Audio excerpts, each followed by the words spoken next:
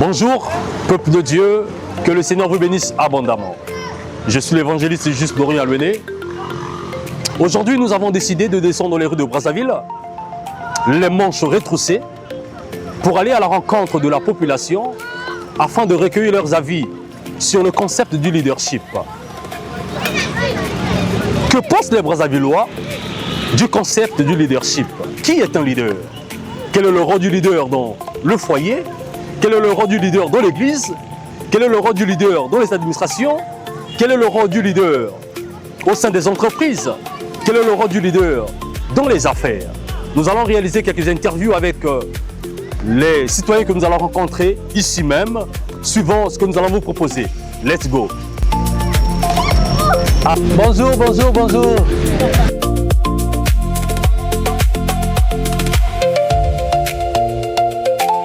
Bonjour, comment allez-vous?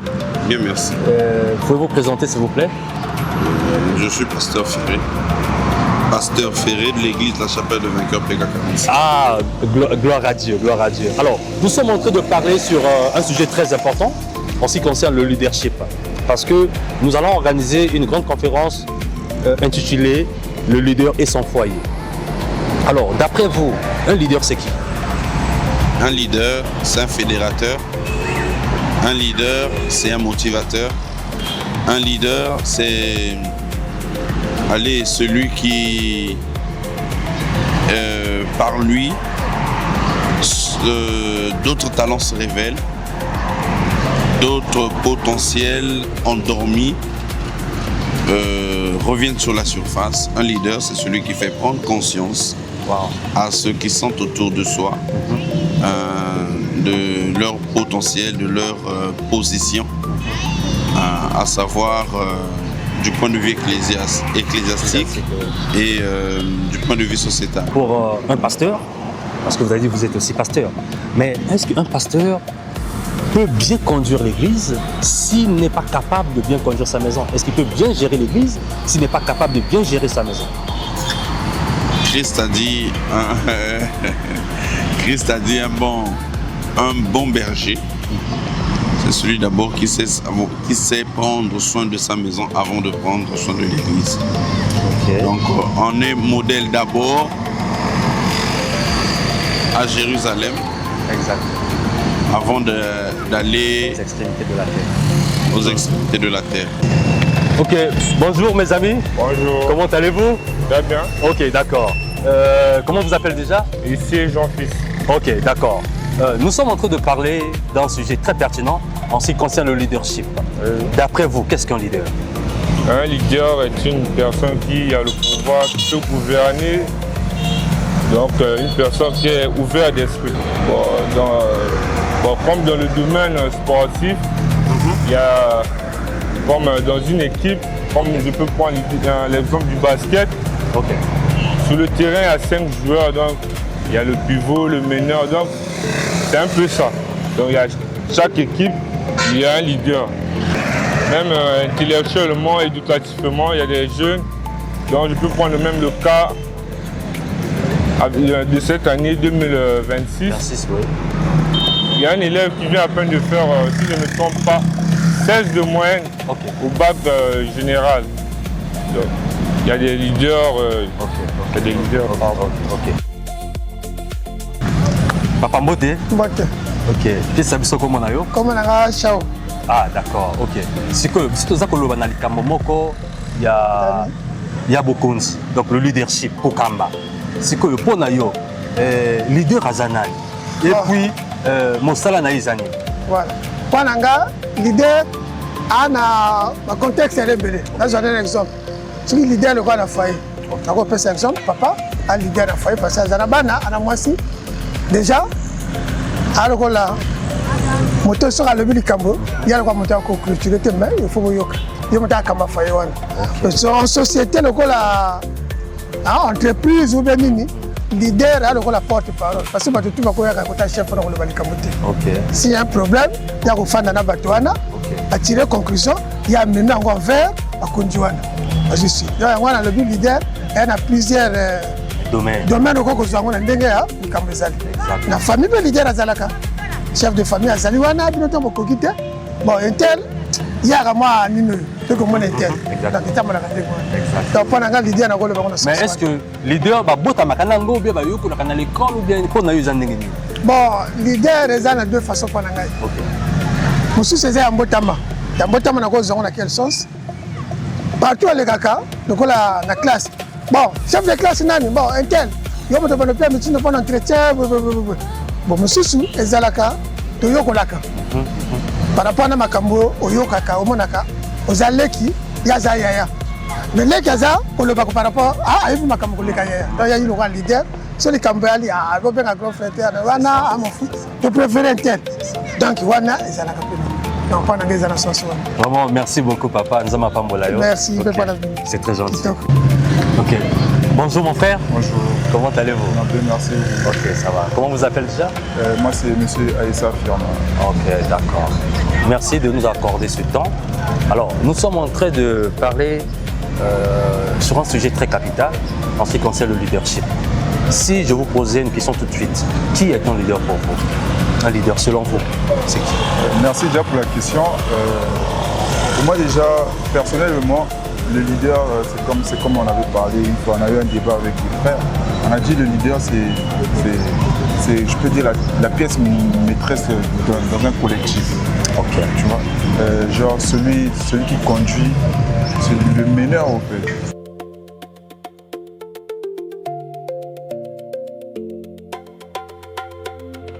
Bonjour. Bonjour. Comment allez-vous? Oui, ça va. Ça va, ok, d'accord. Comment vous appelez déjà? Moi, je m'appelle M. Okogo Gerfan. Ok. Ouais.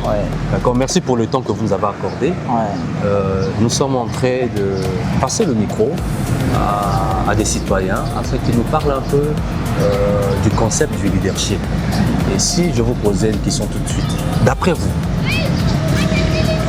c'est quoi le leadership? Ou bien, qui est un leader? Bon, le mot leader peut prendre plusieurs significations en fonction de la société ou bien de la structure où nous venons.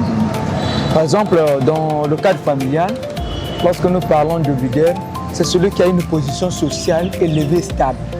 Ça veut dire quoi? Le leader, c'est celui qui est comme le responsable, le garant de la famille. Quand il est là, la solution est trouvée.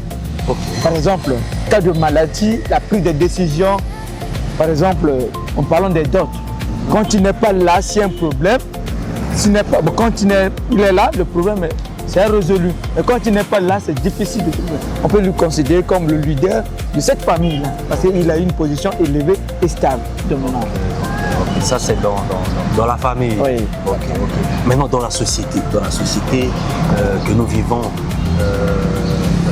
les leaders, on peut prendre quelle couche exactement? Bon, dans la société, on peut parler de leader, c'est en fait c'est quelqu'un qui peut avoir une position élevée plus qu'aux autres, une position dominante. Ok. Ça veut dire sa qualité de vie, ses conditions de vie sont plus élevées que celles des autres. Vous voulez parler financièrement aussi ou bien? Je parle en termes généraux. Oui. Ouais, même du point de vue aussi social, nous parlons par exemple dans une équipe de football. Exactement. On peut dire le leader c'est comme Mbappé ou bien Vinicius. Parce que ce sont ceux-là qui conduisent l'équipe, qui donnent la victoire, qui donnent en fait une position stable et dominante à son équipe. Donc quand il n'est pas là, vraiment l'équipe est comme malade. Mais quand il est là, l'espoir se repose sur lui. Voilà, on peut parler de leader aussi. Ok. Effectivement, comme on a abordé la question sur la famille, vous venez de l'évoquer, mais est-ce qu'on peut être, par exemple, un bon leader au sein d'une entreprise et être un mauvais chef de famille? Effectivement, oui. Comment expliquer cela? Bon, il faut noter que du point de vue humain, l'homme n'est qu'un répertoire de comportement. Ça veut dire que le même comportement que je manifeste à la maison, dans mon foyer, ce n'est pas le même qui se passe dans l'entreprise. Ok. Donc l'entreprise, ça devient un cadre structuré, un cadre de travail. Ok. Alors que dans la famille, souvent, nos comportements sont influencés par notre culture, par notre éducation, en fonction de ce que nous sommes. Le même comportement que je puisse adopter dans la famille, ce n'est pas le même que je peux adopter dans l'entreprise. Voilà pourquoi il y a certaines personnes à la maison il est docile, c'est un bon papa, aimable, des qualités remarquables. Alors qu'au niveau du travail, il y a des impasses. On peut dire, bon, quelle est cette éducation-là? A contrario, il y a des messieurs, alors au travail, il est leader, il donne un bon exemple. Il a des qualités, il organise les choses, il fait des choses correctement. Alors quand il va à la maison, le foyer est désorganisé, le foyer est malade. Donc on peut être leader à la maison, mais dans une entreprise, on n'est pas leader. Donc, mais aussi il y a d'autres personnes, partout il est leader. Il garde ses mêmes dimensions, son même comportement, son même leadership, soit à la maison, soit dans l'entreprise. Il ne change pas de comportement, il ne change pas de personnalité. Très bien, très bien. Mais d'après vous, le leadership est inné ou bien on acquiert ça avec l'expérience de la vie, les formations, ainsi de suite? Très bien, c'est une question très délicate. Il faut noter que du point de vue humain, nous naissons avec des prédispositions naturelles, comme l'intelligence. Parce que du point de vue humain, nous naissons avec 50% de l'intelligence. Pour prendre de l'intelligence par exemple.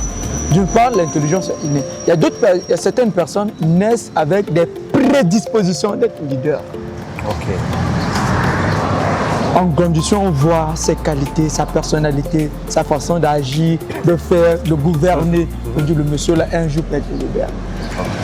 Mais il y a d'autres personnes aussi, il est né, il n'a pas cette prédisposition. Mais grâce à la société, à la formation, à l'éducation, à la formation, tout ce qu'il reçoit dans la société, il peut être leader. Parce que être leader, ça nécessite beaucoup de qualités. Ce n'est pas de X niveau comme ça. Comme quelle qualité? Être leader, ça nécessite beaucoup de qualités. Par exemple, il y a la patience. Il faut de patience. Il y a l'esprit de responsabilité. Il y a la douceur. Il y a la maîtrise de soi. Parce qu'un leader, ce n'est pas quelqu'un, quand tu es comme ça, tu dis non, non, non. C'est quelqu'un qui a des qualités, qui a une stabilité mentale. Il est stable. Il agit lentement. Il comprend les autres. Il a la compassion, la sympathie. Il y a beaucoup de qualités. Il y a d'autres personnes, pour avoir ces qualités, c'est difficile. Voilà pourquoi, en termes de la construction biologique d'un être humain, de la personnalité, tout le monde n'est pas pour l'être leader. Il y a d'autres qui naissent avec ces prédispositions d'être leader. Et d'autres qui acquièrent, grâce à ses forces, qui le fait du point de vue social, il peut se devenir leader. Il devient leader. Ouais. Ah, ok. En tout cas, merci beaucoup pour votre contribution qui est très enrichissante. En tout cas, j'ai beaucoup aimé de parler avec vous. En tout cas, merci beaucoup, surtout pour le temps que vous nous avez accordé. C'était vraiment un plaisir. En tout cas, merci beaucoup. Que Dieu vous bénisse. Passez une agréable journée. Mais j'espère bien que vous serez aussi invité à notre conférence. Surtout vous, j'ai aimé votre intervention qui est tellement pertinente. Donc, vous serez la bienvenue. D'accord, on verra si Dieu le permet. Même pour quelques minutes, vous venez. Ça commence le mercredi jusqu'à vendredi. On verra. Okay. Merci beaucoup. Merci beaucoup. Merci beaucoup. Ok, à la prochaine occasion. Merci. À travers ce reportage, nous sommes allés sur le terrain pour donner la parole aux citoyens afin d'avoir leurs différentes opinions sur le leadership. Cette initiative s'inscrit dans le cadre de la grande conférence internationale Le leader et son foyer qu'organise l'Église de la Vie en Jésus-Christ du 12 août au 14 août 2026 à partir de 9h. Vous êtes les bienvenus à cette grande conférence internationale. Que Dieu vous bénisse.